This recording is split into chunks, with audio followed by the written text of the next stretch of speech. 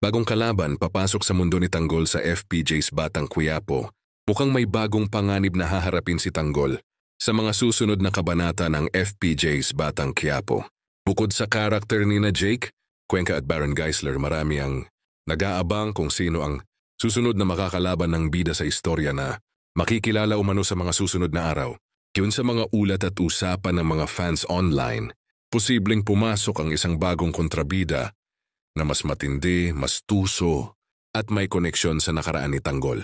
Sa mga eksena kamakailan, makikitang mas tumitindi ang tensyon sa pagitan ng mga grupo, lalo na tila mas determinado na si Tanggol na ipaglaban ang kanyang pamilya at ang hustisya.